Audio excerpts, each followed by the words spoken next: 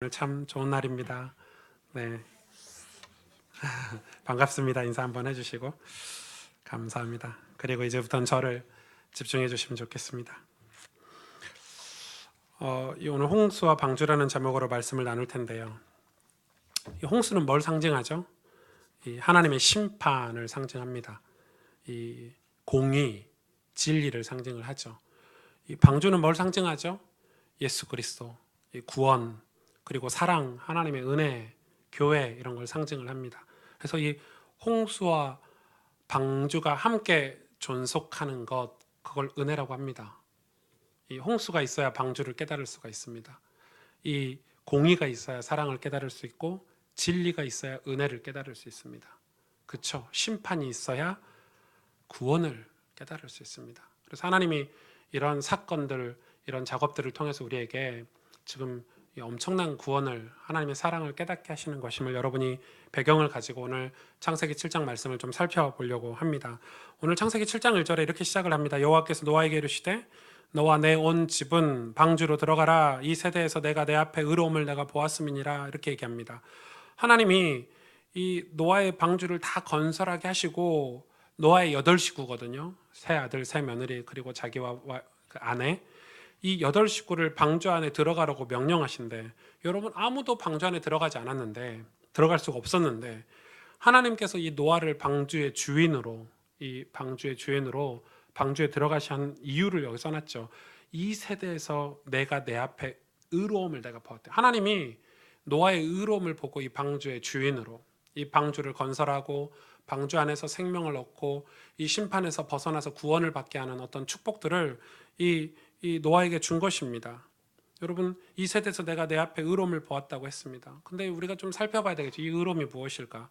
이 방주는 예수님을 상징하죠. 예수 그리스도를 상징하고 또 구원받은 교회, 예수 그리스도를 주인으로 섬기는 하나님의 교회를 방주는 상징합니다. 그렇다면 이 의로움은 무엇입니까? 바로 믿음을 뜻하죠. 믿음. 그러니까 이 믿음을 하나님이 뜻하는 것입니다. 이 믿음을 상징합니다. 뭘 믿었습니까? 노아가 홍수 심판을 믿었습니다. 그리고 뭘 믿었죠? 방주의 언약을 믿었습니다. 노아가 홍수 심판을 믿었고 방주의 언약을 믿었던 증거가 무엇입니까? 무려 산 꼭대기에 120년 동안 방주를 하나님 말씀에 순종해서 지었고 준행했던 것입니다. 여러분, 그게 믿음의 증거입니다. 한결같이 120년 동안 매일 산에 오르락내리락 하면서 이 하나님이 매일 주신 말씀, 매일 주신 설계도대로 이 방주를 지었던 것입니다. 방주를 지었습니다. 하나님 전적인 은혜로 이 믿음을 이 노아에게 주신 것입니다. 우리 여기서 좀 몇 가지 살펴봐야 됩니다. 하나님은 우리를 선택하셨습니다. 우리는 이 선택 교리를 믿습니다. 그러면은 하나님이 창세전에 영세전에 저와 여러분을 선택하셨는데 우리 입장에서는 그걸 잘 모릅니다. 하나님만 아시죠. 그런데 선택한 사람에게 하나님이 은혜를 주십니다. 뭘 주시죠? 그 은혜로 믿음이라는 걸 주십니다. 그래서 믿음은 내가 갖는 게 아닙니다. 내가 믿음이 좋아서 하나님 축복 주실 거야. 내가 믿음이 좋으니까 하나님 역사하실 거야. 여러분, 이 하나님이 사용하지 않는 사람에게는 믿음을 주지 않습니다. 이 믿음이 소멸됩니다. 여러분, 무서운 거죠. 하나님 선택하셨기 때문에. 그래서 여러분, 우리가 지금 예수님을 믿고 있다. 그리고 예수님이 다시 오실 예수님의 재림을 믿고 있다. 이건 건강한 신앙인데 여러분, 그런 믿음을 갖고 계십니까? 그렇다면 우리가 예수 그리스도를 믿고 심판의 때 심판이 끝나고 나서 이 예수 그리스도가 다시 재림하실 걸 믿는다면 우리 인생에 그걸 준비하는 인생, 믿음의 인생을 살아야 되는 것입니다. 그 증거가 무엇이면 노아의 방주를 건설했죠. 그럼 노아의 방주가 무엇이라고요? 예수 그리스도. 그래서 우리 인생에 예수 그리스도를 세우는 작업을 날마다 하나님의 말씀을 듣고 순종해서 예수 그리스도를 내 인생 가운데 세우는 작업을 하는 것이 믿음이라는 것입니다. 예수 그리스도를 내 삶 가운데 세워가야 되는 것입니다. 예수 그리스도를. 또 하나죠. 이 예수 그리스도는 뭘 상징하죠? 주님의 몸된 교회 아닙니까? 교회. 그래서 여러분, 우리 인생 가운데 교회를 세워가는 작업, 노아가 방주를 세워갔듯이 우리 인생에 교회를 세우는 역사. 그런데 심판과 구원을 믿지 않기 때문에, 홍수와 방주 사건을 믿지 않기 때문에 이 우리 삶에 방주 대신 예수 그리스도를 세워갈 생각조차 못하는 거죠. 여러분, 제가 볼 때는 그런 사람은 구원과 상관없는 사람일 확률이 높습니다. 왜냐하면 이 노아 시대 그 심판의 메시지를 많은 사람들이 다 들었습니다. 그러나 한 명도 믿지 않았기 때문에 방주를 건설하지 않고 방주 사역에 동참하지 않았잖아요. 믿지 않았기 때문에. 그걸 믿은 거예요. 누가요? 노아 한 사람이 믿은 거예요. 시편 84편 5절에서 7절에 보니까 주께 힘을 얻고 그 마음에 시온의 대로가 있는 자는 복이 있나이다. 하나님 은혜죠. 주께 힘을 얻고 마음에 시온의 대로가 있는 자는 복이 있나이다. 그 뒤에 보십시오. 그들이 눈물 골짜기로 지나갈 때 그곳에 많은 샘이 있을 것이며 이른 비가 복을 채워주나이다. 그들은 힘을 얻고 더 나아가 시온에서 하나님 앞에 각기 나타나리이다. 여기서 보면 눈물 골짜기라고 나오죠. 아니, 주께 힘을 얻고 그 마음에 시온의 대로는 구원의 길을 이야기하잖아요. 이 시온의 대로가 있는 자가 복이 있어요. 근데 왜 눈물 골짜기를 지나가야 됩니까? 여러분, 왜 눈물 골짜기입니까? 여러분, 세상은 눈물 골짜기입니까? 아닙니다. 세상은 눈물 골짜기가 아니에요. 세상은 눈물 골짜기가 아니라 사람들에게 생각에 세상은 행복 골짜기고 웃음 골짜기고 뭐 그런 거 아닙니까? 사람들은 세상에 너무 좋습니다. 마태복음 24장에 보니까 예수님이 홍수 나기 직전에 사람들을 이렇게 말씀하고 계십니다. 먹고 마시고 장가가느라고 홍수 심판이 오는 것을 몰랐다는 것입니다. 그러면서 그러죠. 나도 도둑같이 갑자기 너희에게 나타나리라. 예수님 재림 그렇게 하신다고 했습니다. 그것처럼 사람들이 홍수가 난다는 심판의 메시지를 들었는데 먹고 마시고 장가가느라고 그거를 내 삶에서 그 믿음 생활을 못한 것입니다. 성공하고 출세하고 자식들 내 마음대로 키우고 돈 모으고 좋죠, 여러분. 얼마나 행복합니까, 세상살이가. 그런 분들에게는 세상이 눈물 골짜기가 아닙니다. 세상은 결코 눈물 골짜기가 아닙니다. 얼마나 좋은데요. 쾌락이 있고 즐거움이 있고 기쁨이 있고. 누구에게 눈물 골짜기입니까? 예수님을 내 인생에 세우는, 예수 그리스도의 몸된 교회를 세우는 믿음의 사람들에게 세상이 눈물 골짜기입니다. 여러분, 예수 믿는 사람은 다 눈물이 있습니다. 눈물 없이 예수님 못 믿습니다. 왜요? 죄와 싸워야 되죠. 부정과 부패와 싸워야 되죠. 하나님의 그 은혜로 하나님 앞에서 살아야 되죠. 그러려면 다 눈물이 있습니다. 그래 눈물 골짜기입니다. 그런데 뭐라고 얘기합니까? 갈 때마다 그곳에 많은 샘이 있을 것입니다. 샘이 있대요. 샘은 뭐죠? 은혜 아닙니까? 은혜. 이 예배 아닙니까? 예배. 그렇게 힘들고 어려운 이 눈물 골짜기, 이 광야 같은 인생을 사는 저와 여러분, 믿음으로 하나님 앞에서 살려고 애쓰는 사람들에게 하나님은 샘을 주십니다. 그 샘에서 나오는 그 생수를 마시고 기쁨이 있고 세상 사람들이 알지 못하는 즐거움이 거기에 있는 것입니다. 여러분, 저는 우리 인생의 신앙생활은 우물을 파는 거라고 생각합니다. 우물을 파야 됩니다. 근데 보통은 우물을 파려고 안 합니다. 그냥 얕은 물, 신앙이 너무 얕아요. 이 우물을 파지 않아요. 여러분, 근데 우물을 왜 안 파는 줄 아십니까? 우물 파는 게 짜증나고 싫거든요. 땅 파다 보면 돌도 있고, 그죠? 뭐 나무 뿌리도 있고. 그러니까 우물 파려다 보니까 뭐가 걸리면 더 이상 파지 않습니다. 그래서 그냥 얕은 물로 살아갑니다. 그러니까 영혼이 죽고 마음이 병드는 걸 사람들이 모릅니다. 치료할 치료제가 없습니다. 신앙은 우물을 파야 됩니다. 돌도 파야 되고 쓴 뿌리도 파야 되고, 그래서 깊이 파면 하나님이 거기에 생수를 채워주시잖아요. 그래서 거기에 샘의 근원을 얻게 되죠. 그럼 그 물로 마시고 그 물로 나눠주고 사는 거예요. 그게 신앙이에요. 근데 그 우물을 파지 않아요. 우물 파는 게 무엇입니까? 주님을 사랑하는 것이고, 우물 파는 게 무엇입니까? 성경을 통해서 예수 그리스도를 알고 하나님이 어떤 분인 줄 아는 것이잖아요. 근데 그게 싫은 거예요. 싫은 게 아니라 하기 싫은 거예요. 어렵고 힘들다고만 생각해요. 여러분, 세상도 마찬가지 아닙니까? 한 분야의 전문가가 되려면 우물을 파야 됩니다. 뚫어야 됩니다. 뚫어내야 됩니다. 하다못해 수학 선생님이 되려고 해도 뚫어야 됩니다. 엊그저께 기사에 보니까 이 모 영어 교사가 토익 점수를 400몇 점 맞았다고 합니다. 그 학교에서 20년 가까이 영어 교사로 재직했는데 늘 시험을 보라고 했더니 안 본다고 합니다. 시험을 직접 봤는데 토익이 400 몇 점. 영어 교사니까 400 몇 점. 뭐 제가 400 몇 점 맞으면 그러려니 하잖아요, 여러분이. 저도 공부하고 맞으면 한 6, 700은 토익은 맞아야 되는 거잖아요. 그러니까 이게 무슨 말입니까? 뚫어내지 못한 것입니다. 결국 퇴출당했습니다. 신앙은 우물을 파는 것입니다. 얕은 물 갖고 있으니까 시험이 오면 시험에 걸리고, 얕은 물 갖고 있으니까 세상의 유혹에 다 걸려 넘어지는 것입니다. 샘이 있는 것이죠. 그 샘은 예배입니다. 은혜입니다.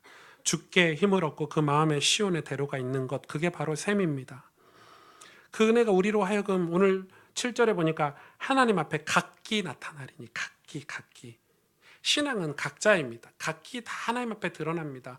하나님이 그 많은 그 수억 명의 인구 중에서 노아를 보셨습니다. 왜요? 은혜 받고 있었잖아요.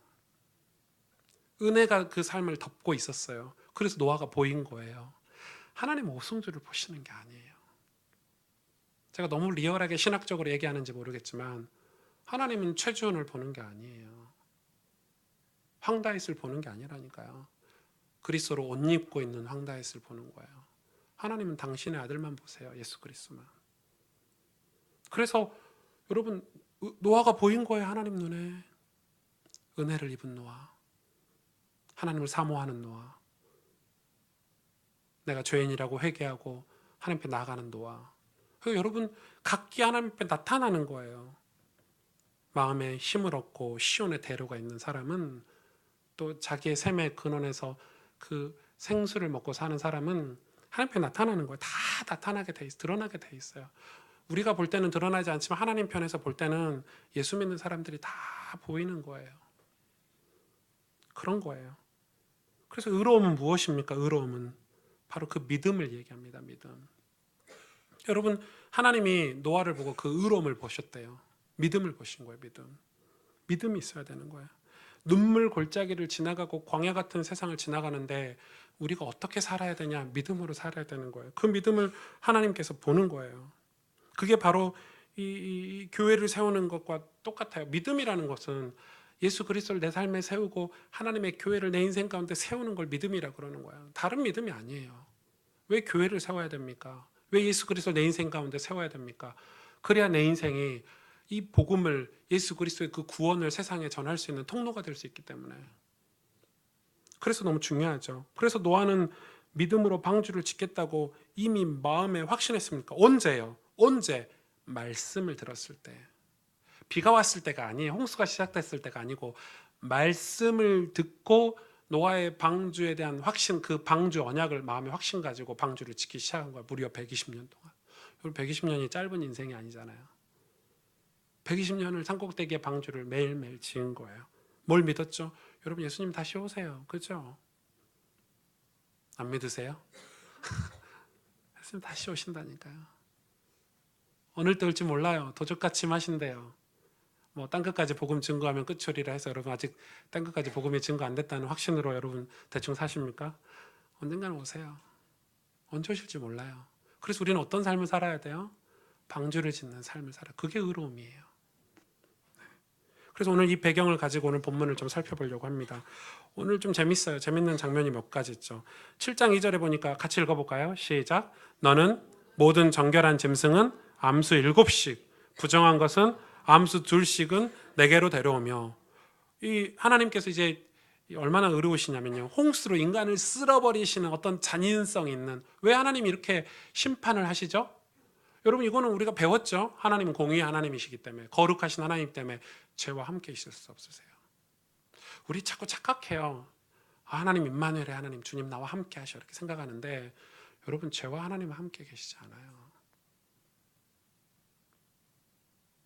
하나님은 죄와 같이 계실 수가 없는 속성을 갖고 계세요. 아니, 같이 못 계신다니까요, 죄하고. 근데 우리하고 어떻게 같이 계시죠? 예수 그리스도 때문에. 예수 그리스도가 우리 은혜, 그 은혜가, 그 십자가의 보혈이 우리 죄를 덮었기 때문에 하나님 우리하고 함께 계시는 거예요. 그런 하나님이기 때문에 이 죄악된 세상을 회개하지 않고 예수 그리스도의 은혜를 힘입지 않는 이 세상을 홍수로 쓰는 것은 당연하죠. 여러분, 반드시 죄는 심판이 있어요.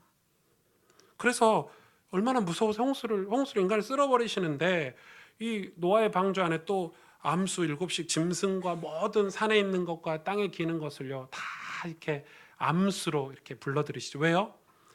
하나님 사랑의 하나님 아닙니까? 또 우리가 새로운 새 땅에서 노아의 가족들이 새로운 인생을 시작할 때 부족함 없도록 다 보존하시는 거예요. 그게 하나님 사랑이에요.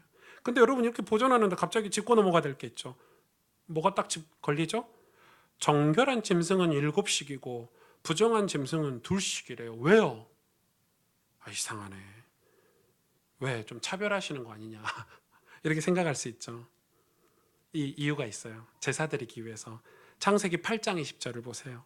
노아가 여호와께 제단을 쌓고 모든 정결한 짐승과 모든 정결한 새 중에서 제물을 취하여 번제로 제단에 드렸다. 번제는 태워서 드리는 제사예요. 그러니까 제사 드릴 때 죽여버리면은 정결한 짐승이 없으면은 이렇게 생명을 유지를 못하잖아요. 그렇기 때문에 하나님은 제사 드릴 것까지 먼저 정결한 짐승을 불러드린 거예요. 여기는 엄청난 의미가 있어요. 그러니까 여러분 이제 나중에 제사에 대해서 좀 배우겠지만은 우리도 마찬가지죠. 교회도 마찬가지죠. 교회 안에는 믿음이 좋은 사람이 있고 그렇지 않는 사람이 있어요. 교회 안에는 의로운 사람이 있고 그렇지 않은 사람이 있어요. 그게 건강한 교회예요. 교회는 다 올 에브리바디 다 이 의로운 사람으로만 가득 차 있는 거는 좋은 교회가 아니에요. 교회는 늘 부정한 사람도 있어요. 연약한 사람도 있어요. 교회는 그런 곳이야. 늘 그런 분들이 들어와야 돼요. 오셔야 돼요. 와서 여기서 정결하게 되고 여기서 거룩하게 되고 여기서 변화를 겪고. 여러분 변화가 어디서 일어나야 됩니까? 집에서 일어나야 됩니까? 회사에서 일어나야 됩니까? 교회에서 일어나야 됩니다. 그래서 그 변화의 과정을 우리가 기다려주고 우리 먼저 믿은 사람들이 그러면은 이 변화가 어떻게 일어나냐면 의로운 사람들이 제사 드리는 삶 곧 우리가 제물이 되어서 하나님 앞에 헌신하고 번제로 우리 인생이 태워지는 삶을 통해서 부정한 사람들이 변화되는 것입니다. 이 사람들 때문에 이 부정한 짐승들 때문에 제사를 드린 거거든요. 이 부정한 짐승들 때문에 제사를 드리는 거예요. 그래서 우리의 이 땅에서 우리의 삶도 마찬가지예요. 하나님께 바쳐지는 삶이 있고 하나님과 상관없이 이 세상만 추구하는 삶이 있잖아요. 하나님께서는 그 두 가지 삶 중에서 하나님을 높여드리기 위해서 하나님을 기쁘게 드리기 위해서 하나님의 뜻을 이루어 드리기 위하여 산 그 삶을 제물로 받으시는 거예요. 그거예요. 그래서 여러분 우리가 오늘도 그래서 예수 그리스도의 보혈의 피로 오늘 하나님 앞에 예배드리잖아요. 히브리서 9장 11절에서 12절에 그리스도께서는 장래 좋은 일의 대제사장으로 오사 손으로 짓지 아니하는 것 곧 이 창조에 속하지 아니한 더 크고 온전한 장막. 이 창조에 속하지 아니한 거 뭐예요? 천국을 이야기하죠. 이 창조에 속하지 아니한 더 크고 온전한 장막, 천상의 은혜를 이야기해요. 말미암아 염소와 송아지의 피로 하지 아니하고 오직 자기의 피로 예수 그리스도죠. 영원한 속죄를 이루사 단번에 성소에 들어가셨느니라. 예수님이 이 정결한 짐승이에요. 정결한 짐승. 예수님의 제사로 예수님의 죽음으로 부정한 우리 인생이 이 노아의 방주 안에서 정결한 인생으로 바뀌는 거예요. 이해가 되시죠? 이게 엄청난 의미가 있어요. 그래서 여러분 이 피의 예수 그리스도의 보혈의 피의 의미를 알고 예배드리는 저와 여러분의 인생이 우리도 정결하게 돼서 또 부정한 누군가를 위해서 우리 인생이 제물로 쓰임 받는 거예요. 그래서 너희를 거룩한 산 제물로 드리라고 이야기하고 있잖아요. 그러면서 4절부터 5절 같이 읽을까요?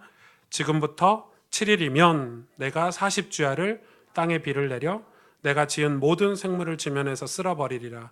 노아가 여호와께서 자기에게 명령하신 대로 다 준행하였더라. 하나님께서 비가 내리기 전, 그러니까 노아의 방주가 완성하고 노아의 식구들이 방주 안에 들어가기 전 그 사이에 무슨 7일의 기회를 주시는 거예요. 7일. 하나님은 또 기다리셨어요. 방주를 지을 120년도 기다리셨지만 또 7일을 또 기다리셨어요. 방주는 이미 준비되어서 문이 열려 있어요. 7일의 시간을 하나님이 또 주셨는데 왔어요? 안 왔어요? 아무도 안 왔죠. 이 7일 동안 아마 노아는 목이 터져라 외쳤을 거예요. 방주가 다 완성되었습니다. 들어가십시다. 우리 회개하고 저 방주 안에 들어가십시다. 심판을 모면하십시다. 마지막까지 목이 터져라 외쳤을 건데 아무도 오지 않았어요. 신학자마다 좀 다른 견해를 갖고 있긴 한데 이 7일은 이 노아가 안식일을 지켰다. 왜냐하면 노아가 방주 이 홍수가 끝나고 이 방주에서 새 땅으로 내려왔을 때 7일 뒤에 제사를 드렸거든요. 이 안식일의 의미를 있기도 하고 또 어떤 신학자들은 이 7일을 7교회를 상징하기도 합니다. 요한계시록의 7교회를 상징하는 교회를 상징하는 뭐 이런 이야기를 하는 건데 뭐 그것이 무엇이든지 간에 이 7일 동안 사람들은 들어오지 않았고 그리고 놀라운 것은 노아가 이 비가 오기 전에 노아의 가족들을 데리고 방주 안에 들어갔다는 것입니다. 그 말은 7일 동안에 이 비가 오지 않았다는 것이죠. 이게 노아의 믿음이에요.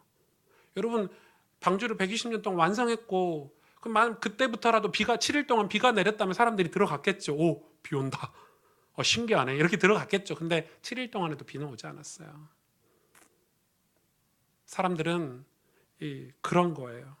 보세요. 히브리서 10장 19절에서 25절에 그러므로 형제들아 우리가 예수의 피를 힘입어 성소에 들어갈 담력을 얻었나니 담력 믿음을 얻었나니 그 길은 우리를 위하여 휘장 가운데로 열어놓으신 새로운 살 길이요 휘장은 곧 그의 육체니라. 또 하나님의 집 다스리는 큰 제사장이 계시며 예수 그리스도죠. 우리가 마음의 뿌림을 받아 악한 양심으로부터 벗어나고 몸은 맑은 물로 씻음을 받았으니 참 마음과 온전한 믿음으로 하나님께 나아가자. 또 약속하시는 이는 믿부신 우리가 믿는 도리의 소망을 움직이지 말며 굳게 잡고 서로 돌아보아 사랑과 선행을 격려하며 모이기를 패한 어떤 사람들의 습관과 같이 하지 말며 오직 권하여 그날이 가까움을 볼수록 더욱 그리하자. 이게 믿음인 거예요. 이걸 아무도 듣지 않았어요. 제가 이 청소년 사역을 한 10년 넘게 했었는데 정말 많은 청소년 시기의 아이들을 만났죠. 그 중에 이제 몇몇 아이들이 기억나는데 어떤 친구들은 저한테 이렇게 뜬금없는 되게 생뚱맞은 질문을 되게 많이 하죠. 제일 난처한 질문이 뭐죠?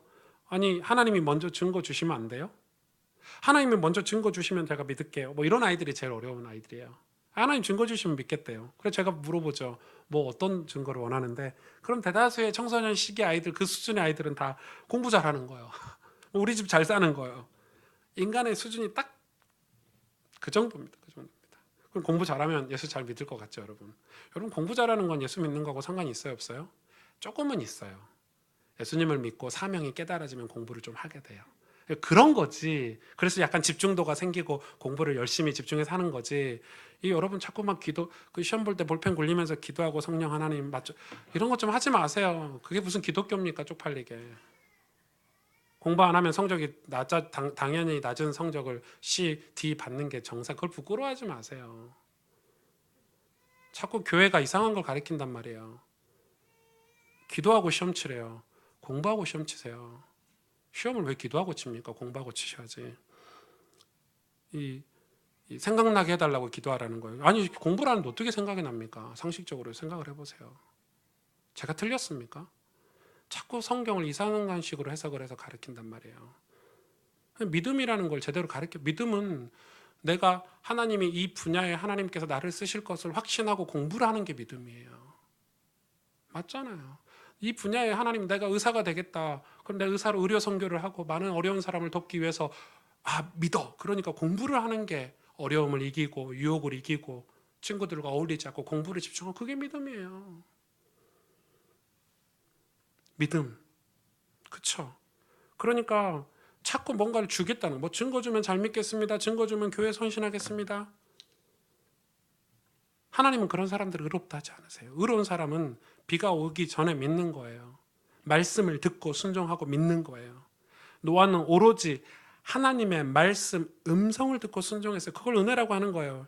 근데 보세요. 이 은혜가 무엇인지 야고보서 2장 26절 영혼 없는 몸은 죽은 것 같이 행함이 없는 믿음은 죽은 것이니라. 이 순종, 준행, 순종이라는 뜻 안에는 뭐가 들어있죠? 행함이라는 단어가 따라와요. 행함, 믿음은 행함과 같은 단어예요. 똑같은 단어예요.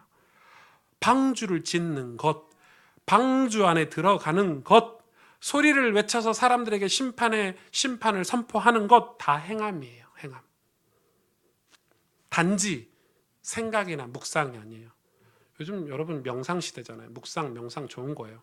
그런데 신앙은 행함이에요. 자꾸 묵상, 명상에 사로잡히지 마세요. 사람들이 관념으로, 생각으로 나는 그럴 것이다라는 어떤 착각 속에서 신앙생활을 해요.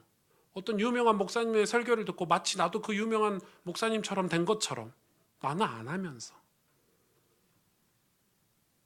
자꾸 어떤 관념이 사상이 우리를 지배하는 시대가 됐어요. 근데 여러분 그건 되게 무서워요. 안 해요. 그렇게 안 살잖아요. 여러분 행함이 있어야 돼요. 신앙은 행함을 우리가 믿음을 얘기할 때는 행함이 따라주지 않는다면 아무 역사가 일어나지 않아요. 토요일날 저녁에 내일은 교회 일찍 가야지 해놓고 알람 안 맞추고 늦게 일어나면 교회 늦게 가는 거예요. 교회 늦게 가면 말씀 못 들으면 이곳에서 주시는 예배 시간에 주시는 이 예배 공동체에서 주시는 은혜와 상관이 없는 거예요. 나 성경 읽는 사람이 돼야지. 나는 하나님을 알고 예수님을 아는 사람이 돼야지. 나는 하나님을 알아야지 해놓고 성경을 안 읽으면 하나님을 알 수가 없어요. 어떻게 알아요? 성경을 안 읽는데. 어떻게 알아요? 성경을 공부하지 않는데. 여러분 그게 말이 됩니까? 상식적으로, 신앙적으로. 여러분 행함이 없는 믿음은 죽은 믿음이에요. 노아는 말씀을 듣고 행했어요. 아주 구체적으로 그것도. 여러분 우리는 지금 그 신앙을 도전해야 돼요. 왜 한국 교회가 병들었습니까? 전부 주일날 교회 가서 아멘 해놓고 돌아서서는 안 하잖아요. 남들 보는 데서는 안 하잖아요. 은밀한 혼자 있을 때는 죄를 짓잖아요. 죄와 타협하고 세상과 타협하잖아요. 아무도 정직하게 하나님 앞에서 살지 않고 있잖아요. 여러분 그래서 한국교회가 욕먹는 거예요. 그래서 개독교라고 하는 거예요. 불신자들 욕할 게 없어요. 그들이 손가락질하는 건 당연할 수도 있어요. 우리는 그 도전을 해야 돼요. 오늘 7장 13절에 곧 그날에 무슨 날이에요? 이제 이 비가 내리는 날, 그날이죠. 곧 그날에 이제 이 노아와 그의 아들 셈, 함, 야벳, 노아의 아내와 세 며느리. 이 가족 얘기는 다음 주에 좀 하려고 해요. 이 노아의 가족 얘기도 좀 재밌어요. 그걸 다음 주에 할 거고. 이 방주로 다 들어갔어요. 들어갔고 어떻게 됐죠? 이 방주 문을 누가 닫았어요? 하나님이 직접 닫았어요. 보실래요? 7장 16절에서 18절. 들어간 것들은 모든 것에 암수라. 이제 막 동물도 다 집어넣어놨죠. 하나님이 그들에게 명하신 대로 들어가매, 명령하신 대로 들어가셨어요. 동물들도 다 명령하셨어요. 들어가라고. 여호와께서 그를 들여보내고, 그가 누구예요? 노아를 들여보내고 마지막으로 문을 닫으시니라. 누가 닫았어요? 하나님 닫으셨어요. 큰 노아의 방주 문을 노아가 닫은 게 아니고 하나님이 꽝 하고 닫았어요. 홍수가 땅에 40일 동안 계속된지라. 물이 많아져 방주가 땅에서 떠올랐고 물이 더 많아져 땅에 넘치며 방주가 물 위에 떠다 놨으며, 그러는 동안에 사람들이 방주 문을 열어달라고 아우성을 쳤지만 방주 문은 열리지 않았어요. 하나님이 닫아버렸어요. 여러분 우리 인생은 하나님이 우리 인생의 문을 닫아요. 여러분이 죽는 날짜 정해놓고 사십니까? 우리 개인의 심판도 하나님이 문을 닫으세요. 너 이제 다 살았어. 너 이제 그만 살아. 다 하나님 손에 있어요. 세상 심판요? 하나님 손에 있어요. 인간이 별의별 의학을 다 발전시키고 별의별 과학을 다 발전시키고 별의별 거를 다 발전시켜도 죽고 사는 것 하나님 손에 있어요. 여러분 생명이 길지 않아요. 놀라운 것은 여기서 좀 재밌는 게 있어요. 하나님, 이 노아의 방주는 좀 신비로워요.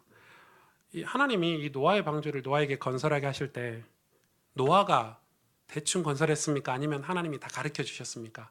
다 가르쳐 주셨어요. 매일 가르쳐 주셨어요. 근데 보니까 이 정확하게 몇 규빗인지 가르쳐 주셨잖아요.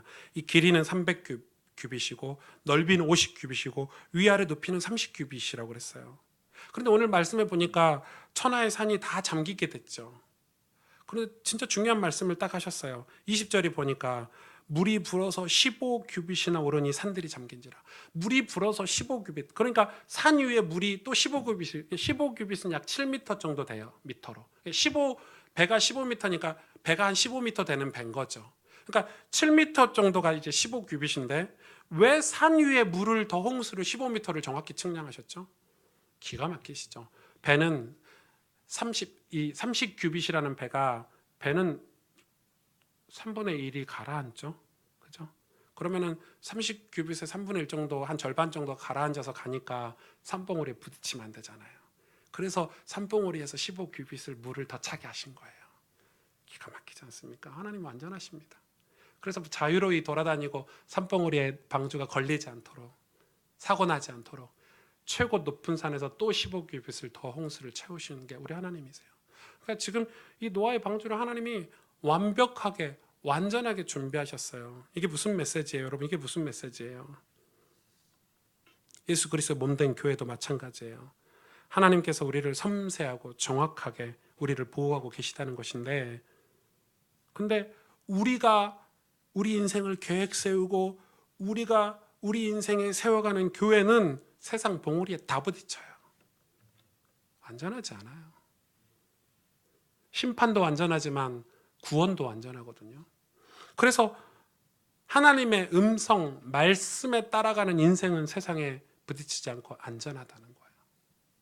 하나님의 음성을 듣고 순종한 이 방주라야 세상 봉우리에 부딪히지 않는 거예요. 봉우리는 뭘 상징해요? 산꼭대기는 교만을 상징하잖아요. 세상의 최고의 그런 권력들, 뭐 이런 기술을 상징하잖아요. 다 걸려요, 다 걸려요. 여러분 교회들 보세요. 하나님 말씀에 순종하지 않고 목사님 마음대로 세상의 그런 이치와 세상의 세계관과 가치관과 세상의 삶의 양식을 교회 안에 가지고 오면 교회가 막 부흥하고 성장하는 것 같은데 결국은 세상 봉우리에 다 걸리잖아요. 그래 좌초하잖아요. 교회들이 왜 좌초합니까? 교회들이 왜 지금 문제가 왔습니까? 한국 교회들이 하나님 말씀대로 교회를 세우지 않았어요. 제가 볼 때는. 그래서 여러분 우리 인생도 마찬가지인 거예요. 우리 인생도 여러분 인생에 예수 그리스도를 세워가는데 여러분 마음대로 여러분 생각대로가 아니라 여러분 말씀대로 여러분 인생에 예수 그리스도를 세워가시길 바랍니다. 요한계시록 16장 15절에 보라 내가 도둑같이 오리니 누구든지 깨어 자기 옷을 지켜 벌거벗고 다니지 아니하며 자기의 부끄러움을 보이지 아니하는 자는 복이 있도다.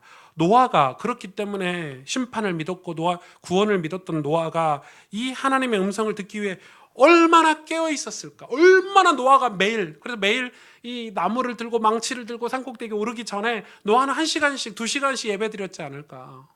오늘 어떻게 할까? 하나님 망치질 어떻게 할까요? 오늘 어떻게 이 높이를 어떻게 할까? 넓이를 어떻게 할까요? 이 배 안에는 3층 구조로 돼 있죠. 천국이 3층 천이라 해서 그렇게 했다라고 얘기도 하는데 아무튼 이 배를 하나님 뜻대로 짓기 위해서 매일 하나님 음성에 귀를 기울였겠잖아요. 근데 오늘 말씀에 이 요한계시록 말씀에 누구든지 깨어 자기 옷을 지키래요. 벌거벗지 다니지 않게. 왜 벌거벗는다는 게 무슨 의미가 있어요? 우리가 입는 옷은 어떤 옷이죠? 예수 그리스도로 옷 입으라 그러잖아요. 예수 그리스도의 그 십자가의 보혈로 옷을 입어야 돼요. 그 십자가의 은혜로 옷을 입어야 우리 죄가 덮여요. 옷을 벗으면 벌거벗어서 하나님이 우리를 보지 못하신다니까요. 누군지를 몰라요, 여러분.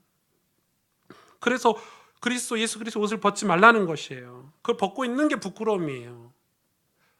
예수 그리스도를 벗고 있는 게 부끄러움이라니까 하나님 편에서 볼 때는. 우리가 볼 때는 예수 그리스도를 옷 입고 있는 게 부끄러움처럼 느껴지지만 여러분 우리는 다 죄인이에요. 우리는 다 연약해요. 목사인 저도 하루에 수도 없이 넘어지고 좌절하고 그래요. 도덕적인 죄를 짓지 않더라도 말이에요. 근데 도덕적인 죄도 가끔 지어요. 어제도 결혼식장 갔는데 너무 막혀가지고 불법 유턴을 딱 한 번 했어요. 하면서 옆에 또 사람 태우고 우리 성도님 태우시고 그게 한두 번이 아니에요. 그런데 여러분 마음으로 짓는 죄는요 진짜 말로 다 할 수 없죠. 그런데 여러분 우리가 예수 그리스도 옷을 안 입는다고요? 옷을 지켜야 된다. 그게 무슨 의미예요? 매일 우리는 은혜가 필요하다는 거예요. 매일 은혜가. 매일 이렇게 예배 때마다 매일 내 삶에서 예수 그리스도로 옷 입는 것, 그게 깨어있는 거.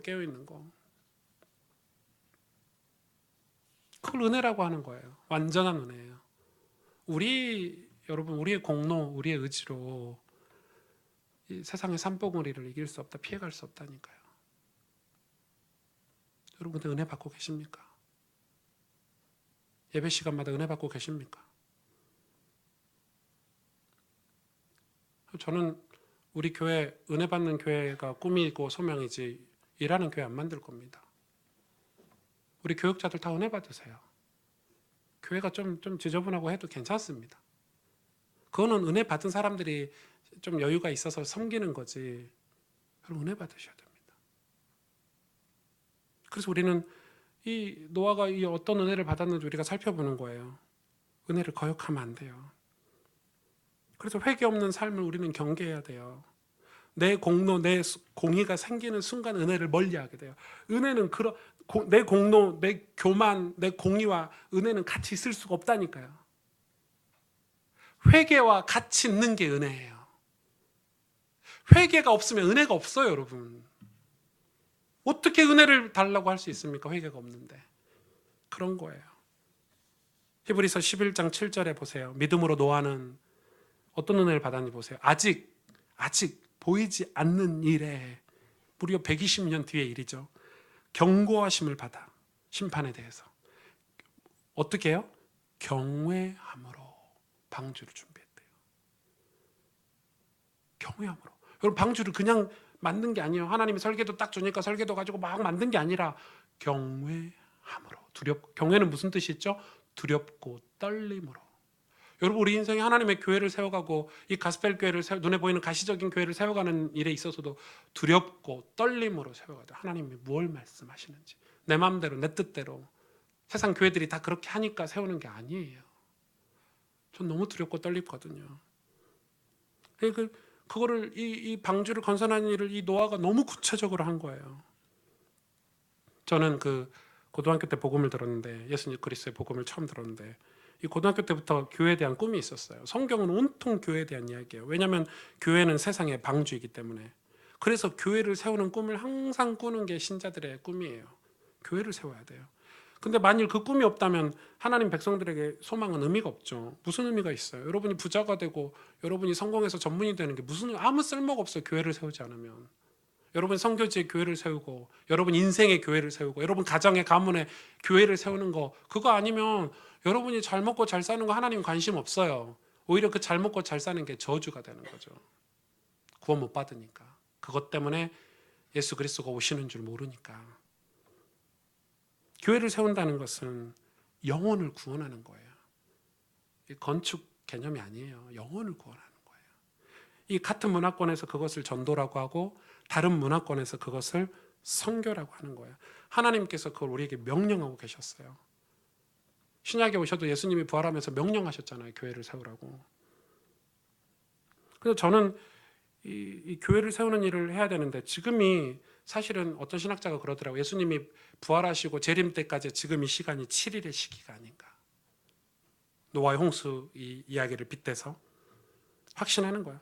그것을 위해서 살아가는데 조금 부끄럽기도 하고 조금 힘들기도 해요. 왜냐하면 세상의 가치관, 세상의 세계관, 어떤 삶의 양식대로 살 수 없기 때문에 부끄럽죠. 당연히 좀 창피하기도 하고 자녀를 가르쳐도 결과적으로 믿음을 심어주지 않으면 의미가 없잖아요. 없어요. 저는 이 올해부터는 이제 5년 차가 지났기 때문에 올해부터 부모학교, 결혼학교 이런 거 제대로 하려고 해요. 이제 앞으로 체계적으로 준비하고 전문가를 모셔야 되고 우리 교회가 할 게 많아요. 근데 이 불신자들을 전도할 수 있는 문도 돼야 돼요. 저는 우리 교회 청년들이 제대로 알고 결혼하도록 앞으로 준비해 보려고 해요. 제가 얼마 전에 좀 충격적인 상담을 받았어요. 사실 그건 공개하면 안 되는 건데 이 전도사님 제 후배인데 좀 창피한데 죄송해요. 제가 왜 자꾸 교육자 비유를 드냐면 교육자 비유가 제 주변 다 교육자밖에 없어요. 그리고 여러분 비유를 들 수는 없잖아요. 성도의 비유를. 상담을 해왔는데 아주 긴밀하게 상담을 해왔는데 제가 이 친구를 꼭 만나야 되겠다. 저 안 만나면 안 되겠대요. 그래서 만났는데 여자친구가 불신자래요. 그럴 수 있죠. 전도사가 여자친구 불신자 만날 수 있죠. 너무 예쁘더라고요. 사진 봤더니. 사진 보여주는데 제가 봐도 와, 너 얼굴 보고 사진 보고 계속 그랬거든요. 근데 더 놀라운 것은 충격인 것은 어떻게 만났냐 제가 물어봤더니 채팅으로 만났대요. 어디서요? PC방에서 채팅하다가. 헐.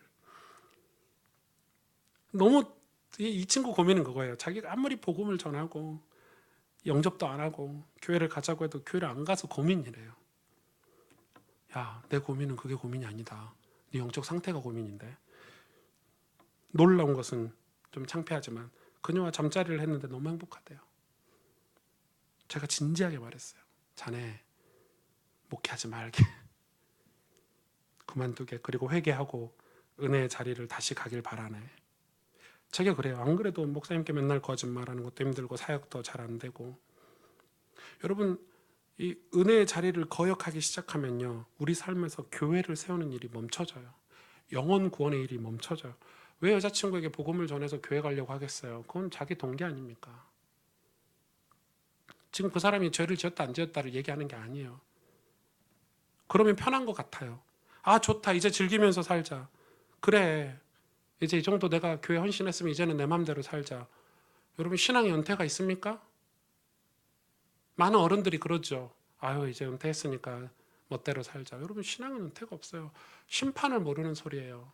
노아가 한 100년 짓고 20년은 내 맘대로 살자. 그럽니까?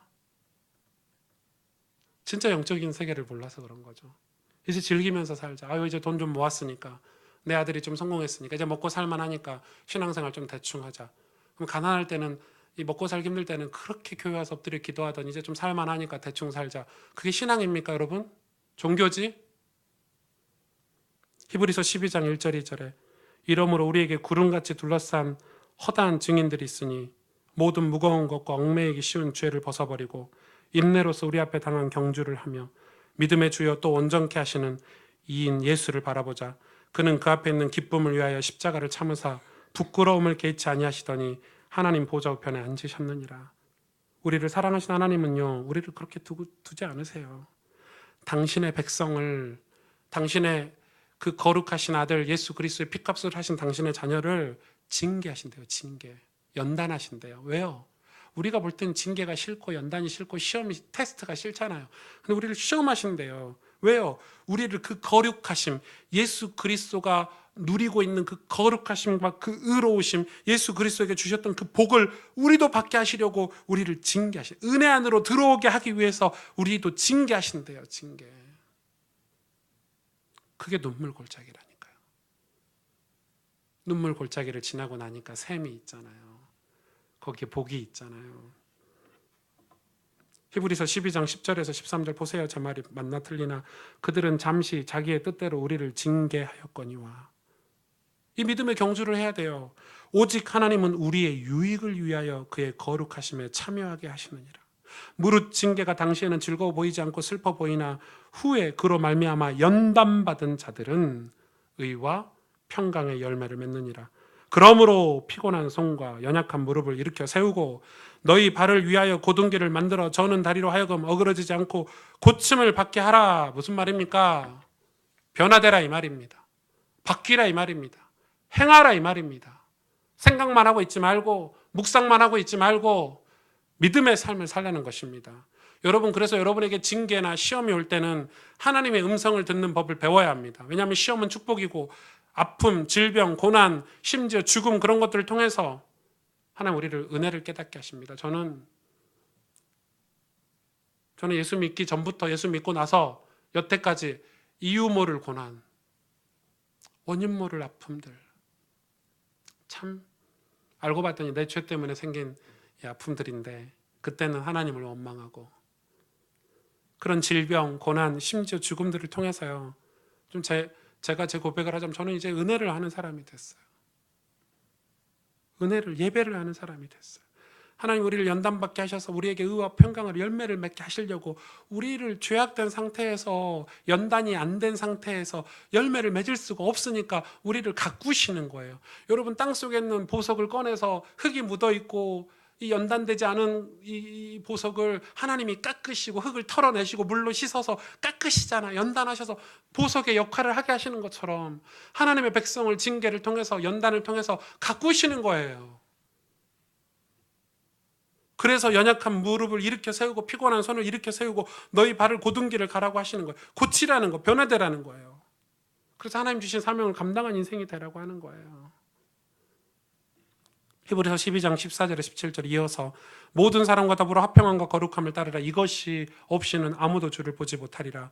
너희는 하나님의 은혜에 이르지 못하는 자가 없도록 하고 또 쓴뿌리가 나서 괴롭게 하여 많은 사람이 이로 말미암아 더럽게 되지 않게 하며 음행하는 자와 혹 한 그릇 음식을 위하여 장자의 명분을 판 에서와 같이 망령되는 자가 없도록 살피라.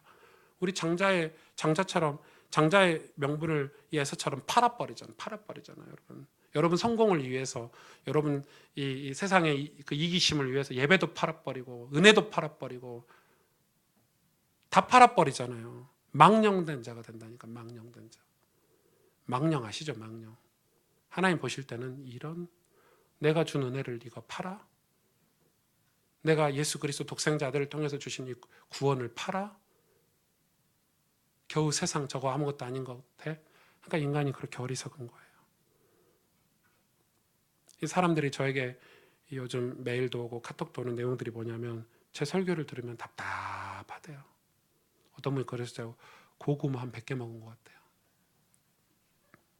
근데 또 듣는데요. 또 듣고 또 듣고. 답답한 게 정상이죠. 왜? 그런 삶을 안 사니까. 우물을 파지 않으니까. 뚫지 않으니까. 저는 오늘 이 대학생들, 우리 젊은이들, 청년들에게 부탁드리고 싶어요. 여러분 지금 학교에서 교수님들이 얘기하고 직장 상사들이 얘기하는 그게 전부가 아니에요. 전부라고 얘기하잖아요. 전부 아니에요.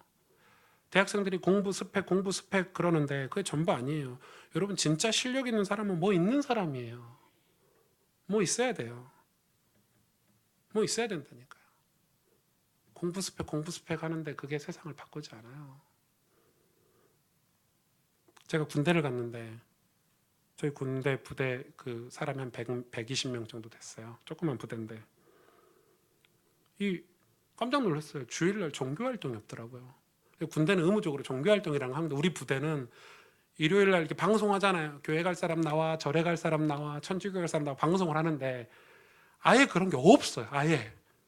제가 그래도 고문관은 아니니까 눈치를 보니까 아무도 교회를 안 가. 분명히 예수 믿는 사람이 있을 텐데 안 가. 그럼 제가 이등병인데 손 들고 교회에 이렇게 말할 수는 없잖아요. 그래서 제가 6주를 교회를 못 갔어요. 와, 괴롭대. 신학생이 명색이 그 이력서에 군대 이력서에 이 고신대학교 신학과가 적혀 있는데 제가 6주를 교회를 못 갔어요. 근데 그 6주 동안 제가 첫 주에는 좀 괴롭고 힘들어서 막 기도하다가 생각을 해봤어요. 교회를 왜 안 가나 했는데 저희 부대가 약간 이상한 부대예요. 그 막 행사하는 부대니까 행사 갔다 오면 토요일 날 행사 갔다 오면 이 옷 같은 걸 빨아서 널어서 다리미질 해놔야 월요일부터 또 일을 할 수 있는 거예요. 아, 일요일 날 이거 시키려고 옷 다리고 막 이런 거 시키려고 의장되니까 아, 그래서 못 가는구나. 아무도 안 가는구나. 왜냐면 이등병이 예배드리러 가면은 누가 할 사람이 없잖아요. 그래서 제가 그걸 했어요. 언제요? 토요일 날. 남들 다 토요일 날 오후에는 쉬고 낮잠 자고 뭐 이런 자기 거 정비하고 이러는데 그때 모포도 빨고 널고 옷도 다려놓고 내 것만 다리면 다른 사람 거 다리면 또 같이 못 가도 공동 다른 사람 것도 다리고 꼬셔갖고 다리고 토요일 날 남들 잘 때 다 해놨어요. 그거를 다 했어요. 그리고 7주 차에 교회를 드디어 가게 됐어요. 어떻게 하다가 가게 됐어요. 놀랍게. 7주 차에 우리 고참 몇 명하고 이렇게 교회를 가는데 여러분 제가 아직도 선명해요. 이 저희 막사에서 저희 부대에서 이 교회를 가는데 이 교회 종교 부지에 있는 교회를 가는데 언덕길 이렇게 올라가거든요. 언덕 처음엔 교회가 안 보여요. 언덕길이니까 조금씩 올라오면 교회 십자가가 보여요. 와, 여러분 십자가 모서리만 나왔는데 꽃다리만 나왔는데 눈물이 줄줄줄줄. 예배당 들어가지도 않았어요. 그냥 십자가만 보는데 얼마 7주 만에 교회를 갔으니까 여러분 좀 한 달씩 교회 안 나오고 이래 보세요. 그래가지고 세상에 확 물들어가고 교회 가끔 나오면 은혜가 돼요. 예. 괜찮아. 한 몇 년씩 교회 안 나오고 그래. 그 사이에는 책임은 제가 못 지고 뭐 무슨 벌을 받는지 책임 못 지지만 그러니까 그래 은혜를 받았어요. 그리고 제가 중요한 것은 그런 일을 병장 달 때까지 했어요. 왜요?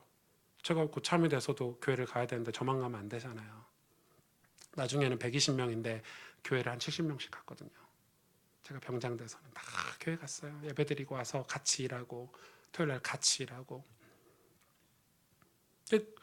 그 중요한 그게 중요한 거죠. 제가 전도사가 됐어요. 막 전도사가 됐는데 사실 전도사 이 신학교 졸업하고 전도사라 해봤자 25, 26이잖아요.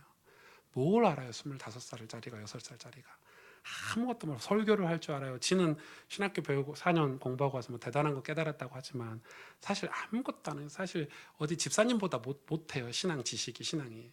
그러니까 그럼 전도사 돼서 제가 교회를 갔는데 할 줄 아는 게 있어야죠. 설교를 잘합니까? 찬양인도 하라는데 찬양인도 맨날 틀리죠. 박자 치니까 맨날 찬양인도 하고 나면 옷이 다 젖어 있어요. 지금은 이렇게 찬양인도 하면 이렇게 발도 이렇게 왔다 갔다 하고 리듬도 타는데 그때는 얼어가지고 이렇게 찬양이 됐거든요. 그랬죠. 할 줄 아는 게 없죠.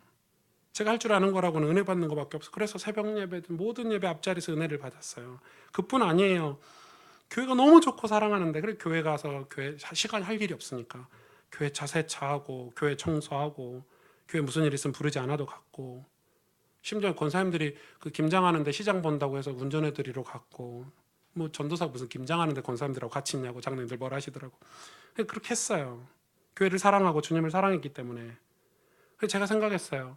내가 교회에서 할 수 있는 일이 없구나. 그래서 성도들이 교회 오면 좀 밝아야 되는데 아무도 보니까 다 인상 쓰고 있고 그래서 제가 제 생각에 성도님들에게 밝게 웃으면서 인사라도 잘하자. 제가 제 마음에. 그래서 제가 전도사 때 성도님들 오고 장로님들 권사님들 오면 안녕하세요 하고 어떤 권사님은 성질 내더라고. 하도 자주 하니까 아침 했으면 그만하라고. 또 마주치면 또 하고 또 마주치면 또 하고 하니까 교회가 작은데 계속 마주치잖아요. 그만하라고 해도 또 했어요. 웃으면서 계속. 할 줄 아는 게 없으니까. 장로님들이 부탁하신 심부름 다 했어요. 부끄럽지 않았어요. 그게 왜 부끄러워요? 그게 왜 창피해요? 착각하는 거죠. 착각하는 거예요. 한 번은 저희 원로 목사님이 이제 몸이 불편하시고 은퇴를 하셨어요. 원로 목사님 은퇴하시고 몸이 불편하신데도 집회 이런 데를 이제 수련회 이런 데를 가고 싶으신데 아무도 안 모시려고 그래요. 제가 자원했어요. 제가 모시겠다고. 목사님 한 2년 정도 모셨거든요. 목사님 차로. 근데 불편해요. 목사님 화장실도 부축해서 가야 되지. 목사님 몸이 불편하셔서 뭐 식사하신 것도 느리지. 그리고 목사님 모시면 내 생활이 없잖아요. 그죠? 아시죠? 집회 같은 데 가면 숙소도 같이 써야 되지. 엄청 불편해요. 근데 그 2년의 시간 동안 아무도 안 하려고 그래요. 제가 모셨는데 저는 그때 목사님의 알맹이는 다 얻어왔어요. 목사님 저를 아들처럼 생각하세요. 지금도 아들처럼. 그래 그 가족 모임 하는데 저를 꼭 부르세요. 가족 모임은 나를 왜 부르시는? 가면 뻘쭘해. 다 가족인데 목사님 가족인데 내가 꼭 거기 껴 있어. 아들처럼. 이 목사님 이번에 이 팔순잔치 하셨는데 거기도 갔어요. 그래서 한마디 하래요. 아들처럼. 뭐 뻘쭘하고 얼마 뻘쭘한지 몰라요. 착각하는 거예요. 목사가 뭐 있습니까? 다들 뭐 있다고 생각합니다. 없습니다. 목사가 실력이 있습니까? 실력이 어디 있습니까? 목사가 예수님 말고 은혜 말고 뭐가 있습니까? 목사가 은혜 없으면 다 없는 것입니다. 아무리 실력 좋고 설교 잘하고 아무리 사역 잘해도 은혜 없으면 쓸모없는 목사 아닙니까? 은혜 없으면 가짜 목사입니다. 쓸모없는 목사입니다. 바로 은혜가 실력입니다. 목사에게는. 은혜가 실력입니다. 착각하지 마세요. 자꾸 우리가 뭐 있다고 생각하는 거예요. 자꾸 우리가 뭐 된다고 생각하는 거예요. 그래서 하나님 앞에 안 가지 않습니까? 그래서 은혜가 필요 없다고 살지 않습니까, 여러분? 야, 지금 막 대학교에서 공부하고 막 A플 받고 교수님 인정해 주니까 대단한 것 같죠? 세상 나가 보세요. 살아보세요. 노아가 그 은혜를 산 거예요. 매일 말씀을 듣고 순종하며 방주를 세운 거예요. 한꺼번에 세운 게 아니라 120년 동안 망치질하고 나무 자르면서 산꼭대기 오르락내리락 하면서 세운 거예요. 우리가 착각을 해요. 우리는 하나님보다 더 잘할 수 있다고 생각하나 봐요. 교회 좀 다니면 목사 안수 좀 받으면 장로 직분 좀 받으면 예수님보다 더 거룩할 수 있다고 착각해요. 여러분 목사 직분이 거룩이라는 직분, 목사는 직분이에요. 직분. 거룩은 예수님밖에 없어요. 은혜 받아야 거룩해지죠. 내가 어떻게 오승질한 사람이 거룩해질 수 있습니까? 그렇게 되니 교회가 세워지지 않은 거예요. 우리 인생에. 교회가 세워지는 열매가 없는 거예요. 화평과 이 거룩의 열매가 그건 교회를 말하거든요. 영혼 구원의 열매가 세워지지 않는 거예요. 여러분 은혜를 거역하지 마세요. 은혜를 거역하는 것은 망령된 자예요. 망령된 자. 저는 우리 교회 우리 성도님들이 우리 청년들이 좀 다른 거 원치 않아요. 은혜 받았으면 좋겠어요. 목사의 바람은 뭐예요? 여러분이 하나님 앞에 그래서 이 노아처럼 쓰임 받고 여러분 인생에 하나님의 교회를 세워서 축복되고 하나님 앞에 갔을 때 잘했다. 내 아들아, 내 딸아, 충성된 나의 종아. 여러분 진짜 예수 믿었으면 좋겠어요. 정말요. 그거 얘기하는 거예요. 그런데 은혜를 따라 살면 내 목표가 사라지긴 해요. 방주를 지으라는데 얼마나 황당했을까요? 노아가 은혜를 받고 났는데 방주 지어라 이러니까 얼마나 황당했을까요? 그러는 거예요. 교회를 세우라는데 황당한 일일 수도 있어요. 그런데 그게 엄청 축복이라는 걸 나중에 알게 돼요. 그게 엄청난 이 은혜라는 걸 나중에 알게 되는 거예요. 함께 기도하겠습니다.